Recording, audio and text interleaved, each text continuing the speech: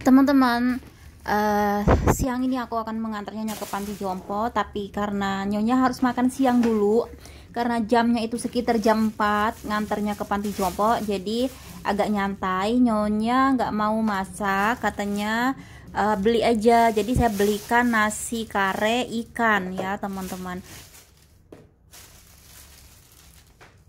Wei, sedih ya? Mau hong tau peng. Tan hay dầu thông yang hong tàu bánh lê mãi sai tan hay dầu yam thong wo Có mình tên dùng chứ nè. yam thong Hả? yam thong Sông thon đây nè. ha ha Ờ. rồi đó xích lắm gì là xích Cái gì cái phát lôi chi là.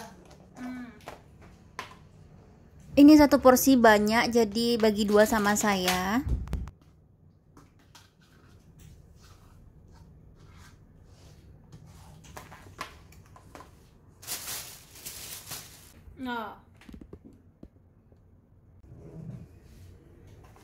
Dầu ly cô à? Đây hả? Đây gì cả? Có thím bắn. Ngồi lo Có tiếp. tiếp chứ này. Có tô có cha.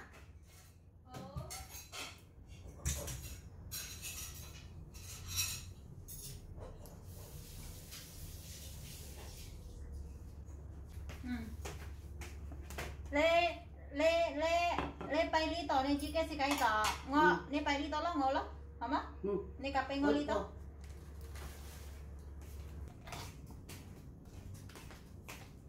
Có con mở ra. Gồm vô.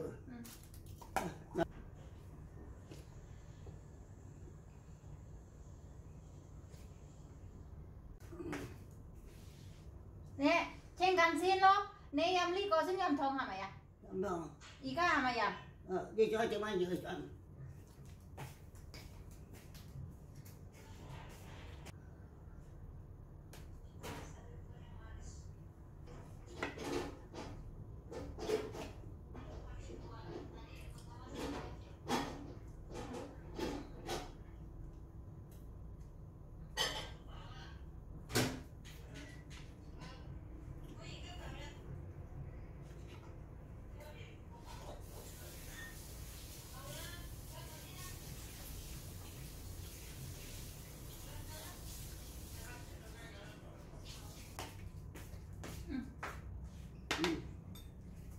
Oke teman-teman, saya mau menjawab pertanyaan teman-teman. Banyak yang tanya, Mbak, setelah neneknya masuk panti jompo, mbaknya kemana? Pulang Indonesia apa cari majikan lagi? Jadi gini ya teman-teman, karena saya tuh udah menikah, bukan single, jadi ngambil keputusan nggak bisa saya ngambil keputusan sendiri. Jadi ada keputusan dari suami gitu. Nah kalau dari saya kepengen banget cari bos lagi. Karena saya kan dihitung finish, walaupun saya belum finish di sini, jadi saya tetap dihitung finish karena ini keluar ini bukan kemauan saya, kemauan bos. Jadi saya tetap dihitung finish. Jadi kalau cari bos itu gampang ya teman-teman. Cuman karena suami tidak mengizinkan, lebih bagusnya saya pulang ke rumah, pulang Indonesia untuk menjaga anak itu lebih baik katanya, biar suami yang cari nafkah kayak gitu ya teman-teman. Karena mengkhawatirkan banget, anak itu bukan hanya saja dibahagiakan dengan uang, tapi dengan pendidikan yang baik kayak gitu.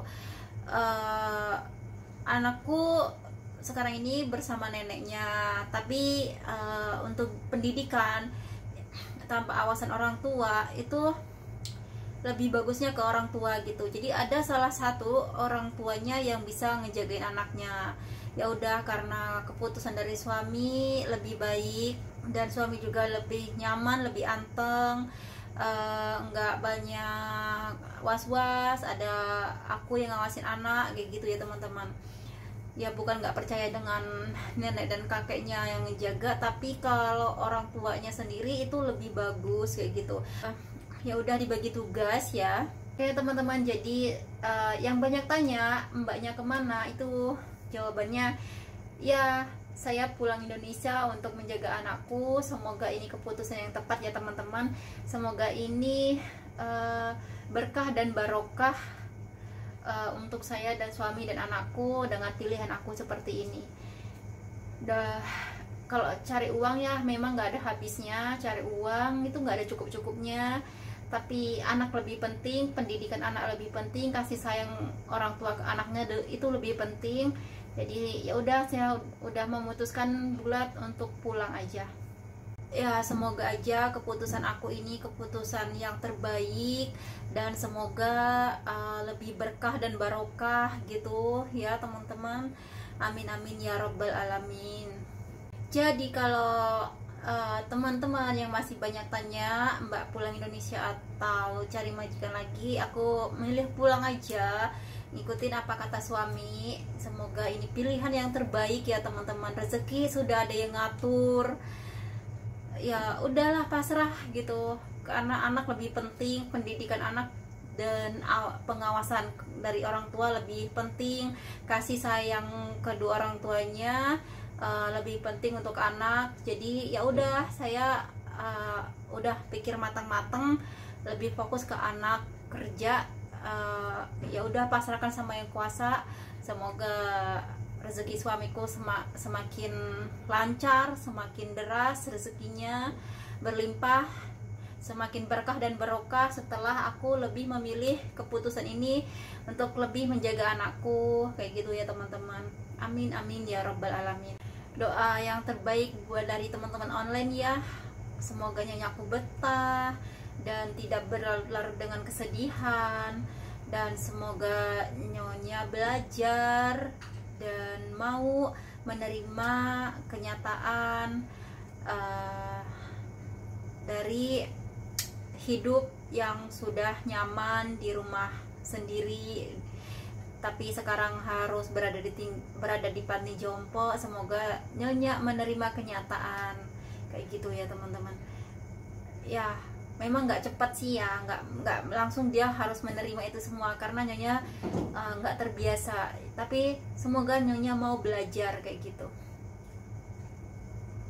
karena udah nggak ada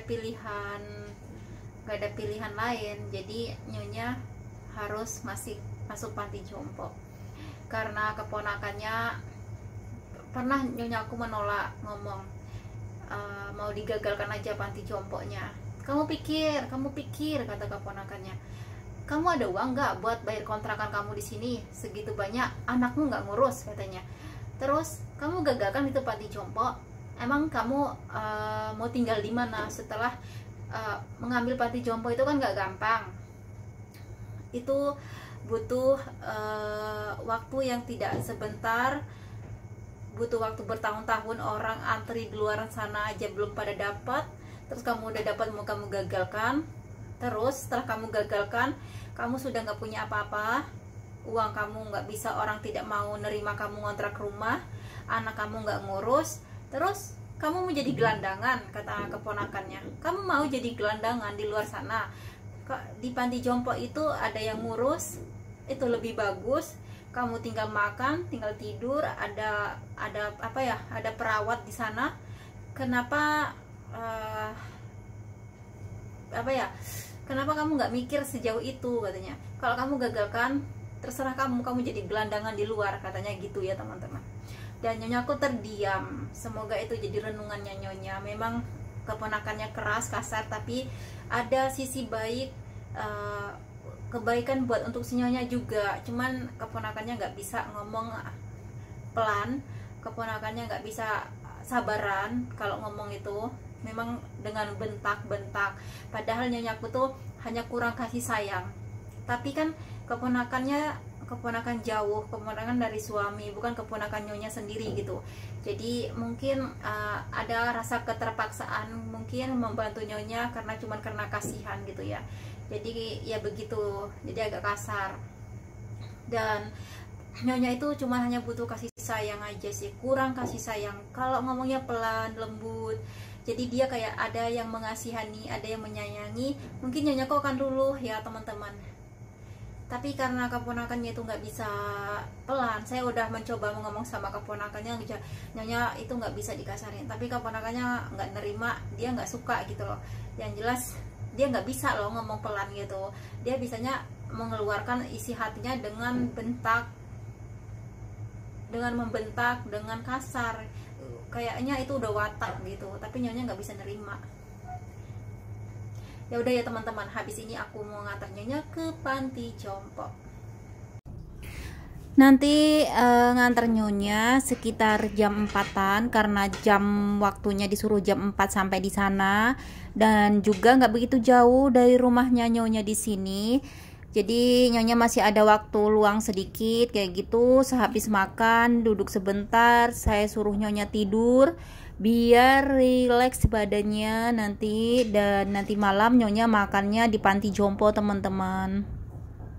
Oke ya teman-teman, terima kasih banyak yang sudah mengikuti vlog channel Heaven Kitchen. Sampai di sini dulu vlogku. Mohon maaf bila banyak kekurangan di video aku. Jumpa lagi di vlog aku berikutnya. Assalamualaikum warahmatullahi wabarakatuh. Bye bye.